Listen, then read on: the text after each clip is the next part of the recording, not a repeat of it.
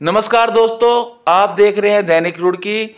आज आपको हम बता दें, माता के नवरात्र चल रहे हैं और शहर के लोग व अन्य लोग माता की अष्टमी व नवमी होने वाले पूजन को लेकर असमंजस में हैं। आज हमारे साथ हैं आचार्य पंडित रणजीत शास्त्री ज्योतिषाचार्य, और आज हम इनसे जानेंगे कि ये जो शहरवासी है, अन्य लोग असमंजस में हैं, वह क्यों हैं और क्या उपाय हैं नवमी और अष्टमी के करने के। आइए जानते हैं।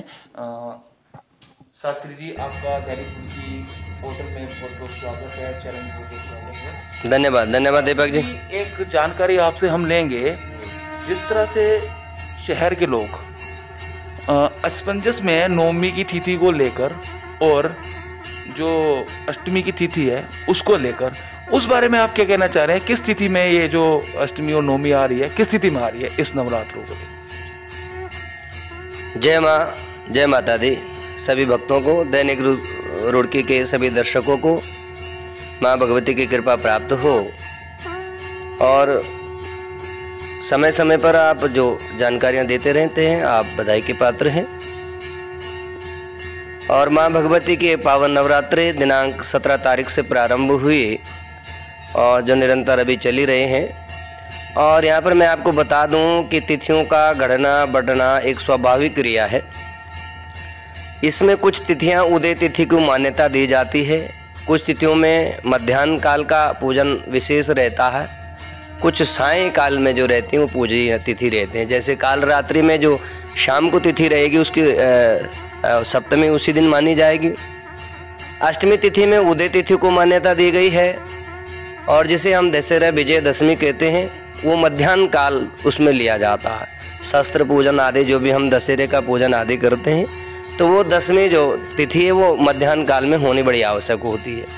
अब कई बार तिथियों का घटना और बढ़ना इस प्रकार से हो जाता है कि जैसे मैं आपको बताऊं, इस बार की जो तिथि का मेरे हाथ में पंचांग है और इस पंचांग को लेकर मैं आपको स्पष्ट कर दूं कि इसमें क्या है कि जैसे हमारे जो सप्तमी तिथि है 23 तारीख में 6:57 तक ये है, यानी कि, और अष्टमी तिथि 24 तारीख को लगभग 7 बजे तक है, यानी कि उदय तिथि जो है 24 तारीख में अष्टमी रहेगी।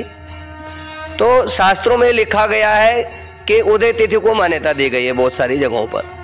अब आप असमंजस में न रह करके आपको मैं एक सरल उपाय बता रहा हूँ। 17 तारीख से हमारे नवरात्रि प्रारंभ हुए।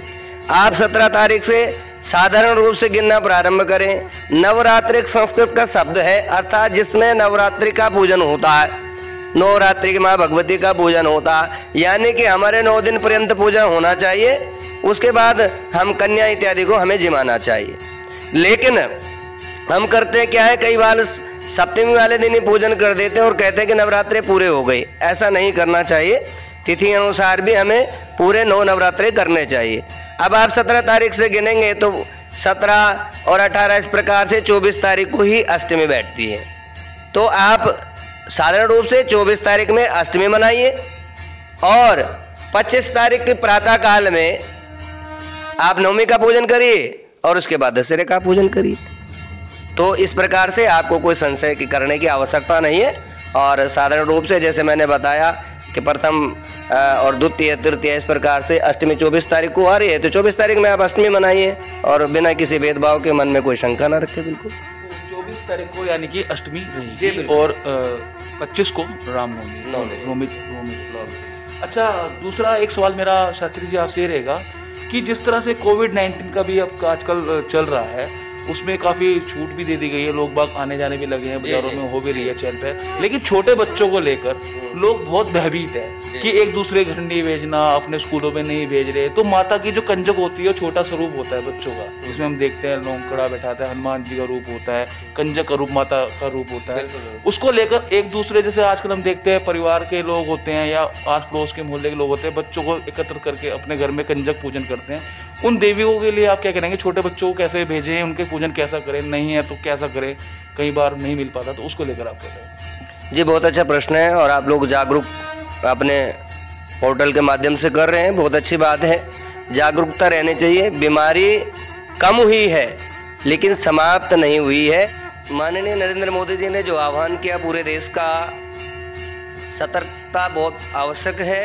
ये बीमारी कम हुई है लेकिन समाप्त नहीं हुई है, इसलिए हम नवरात्रि का जो पूजन करें उन सारी जो हमें सावधानी रखनी चाहिए, उन सारी सावधानियों को हमें अपने जीवन का एक हिस्सा बनाते हुए और माँ भगवती का पूजन आराधन करना चाहिए।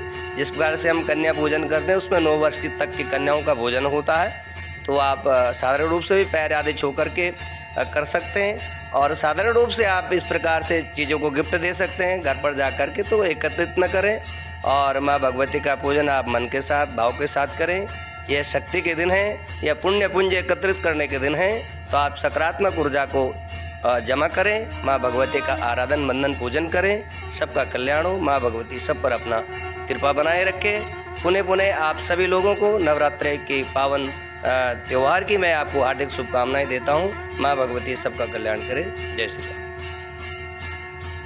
ज्योतिषाचार्य निशित शास्त्री जी ने बताया कि जो अष्टमी और नवमी को लेकर लोग असमंजस में हैं, उसकी तिथि 24 तारीख को पड़ रही है अष्टमी की और नवमी की पड़ रही है 25 में, और इसी प्रकार से विजयदशमी भी 25 तारीख को बनाई जाएगी। और रही बात बच्चों की यानी कंजकों की, छोटी कन्याओं की, ये एक दूसरे के घर में भेजना ना भेजने को लेकर उन्होंने बताया बच्चों को सतर्कता बरतनी बहुत जरूरी है, अभिभावकों को, उनके परिवार वालों को। तो हो सके तो बच्चों को ना बुलाएं और घर पे रह के माता का पूजन करें।